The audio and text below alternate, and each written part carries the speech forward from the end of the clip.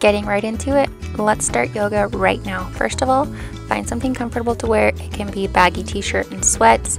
You can wear as little clothing or as much as you want. Just make sure you're wearing something comfortable and that you can move easily, and that's the most important thing. Do whatever works for you. If you're considering purchasing a mat, I recommend something non-stick and non-slip like the Matify that I have linked down below. It's the one I use in all my videos. It's my very favorite, but any mat you have will work fine, and if you don't have one at all, that's okay too. Find a piece of carpet.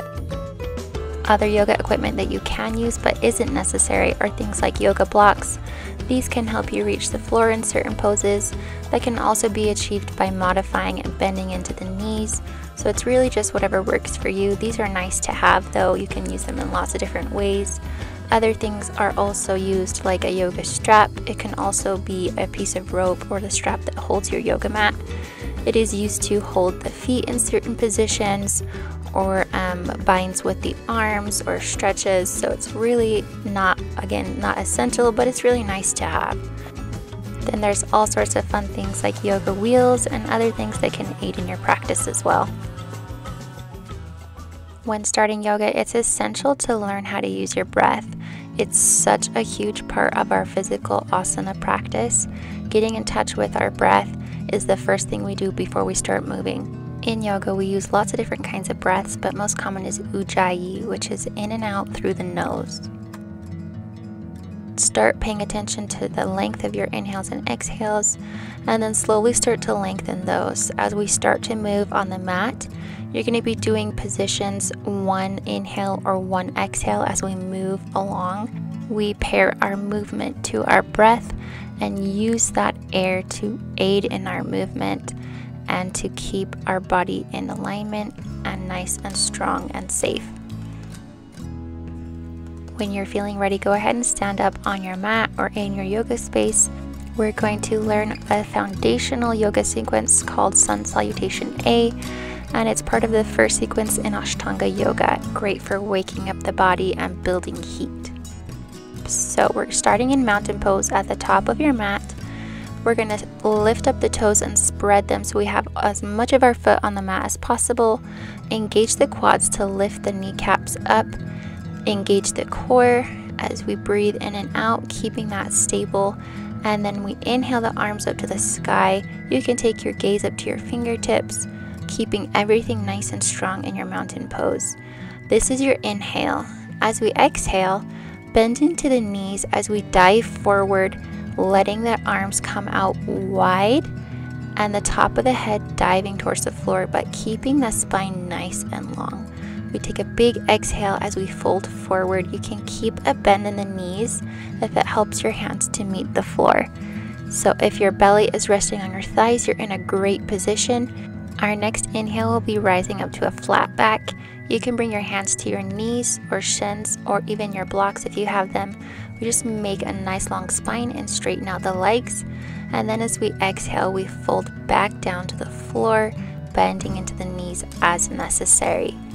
Our inhale is going to be planting the hands on the mat, so bending into the knees as much as you need to and stepping back 1 foot at a time to a high plank position. Hands are about as wide as our shoulders and we're on the balls of our feet, nice and strong in the core and gazing about 8 inches in front of our hands. As we exhale, we're going to bring the weight as forward as we can, bending into the elbows through chaturanga or a tricep push-up, so our elbows stay in really tight. You can modify this by dropping the knees down to the mat, so taking from your high plank, dropping the knees first, still staying long in the spine, and then lowering through the elbows down to your belly. Our inhale is going to be an upward facing dog or cobra position. Your hips can be on the mat, your pelvis, and you can have bent arms here. You can lift the pelvis off the mat and push up into an upward facing dog where it's just hands and feet on the mat, doing whatever works best for you. As we exhale, we'll drop the knees to the mat, tuck our toes under, and take our downward facing dog. So our hands are staying right where they are. Our feet are going to come about hip distance, and we're going to take the tailbone to the sky. Again, you can keep a generous bend in the knees here as we are striving to put the heels on the floor, but it's a very intense hamstring stretch. You can wiggle it out in the hips. We call that walking out the dog. Alternate bending and straightening the legs, and just pressing the chest through the armpits towards the thighs, gazing at the feet. We'll take a few extra breaths here just to enjoy this inversion as we would normally move right through it in a sun salutation. Take attention back to your breath, notice your inhales and exhales, and really feel the stretch through the spine and legs. On your next inhale, we're going to travel back to the top of our mat, bringing our feet to our hands. You can do this by slowly walking or tiptoeing the feet up to your hands. You can also take a big giant step like a low lunge, or even hop if you're feeling really adventurous. When you've landed in your forward fold, this is our exhale, bending into the knees. Maybe the hamstrings are feeling a little bit warmer by now. Reaching the fingertips towards the mat before we inhale to take that flat back, straightening out the spine and the legs, taking hands to our knees. Keep your gaze down at the floor as your energy shoots out the top of the head, and then exhaling to fold back down towards the mat and bending into the knees as much as you need. Big inhale as we take the arms out wide to stand up back to our mountain pose, hands to the sky. And exhale as we bring our hands to heart center, palms to meet.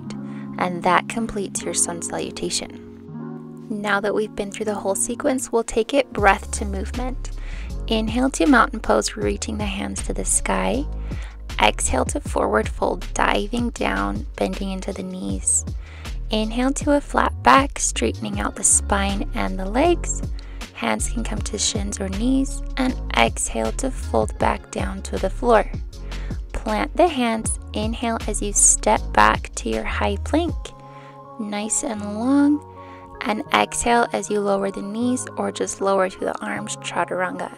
Inhale to your upward facing dog or cobra pose, and exhale to come via the knees or just tuck the toes, downward facing dog. Inhale to travel from the back of the mat to the front, big step or jump or walk. Exhale, forward fold. Inhale to straighten up halfway, nice long spine, and exhale, fold back to the floor. Inhale big as we rise up to our mountain, standing up tall, and exhale, hands to heart center. Thank you so much for flowing along with me. I hope you learned something new, and I hope you know that yoga is for everyone and everybody. You don't have to look or act a certain way in order to practice physical asana or physical yoga. I hope that you'll subscribe and flow along with me in future videos. Let me know if you have any questions down in the comments. Thanks for your support, and I'll see you next time.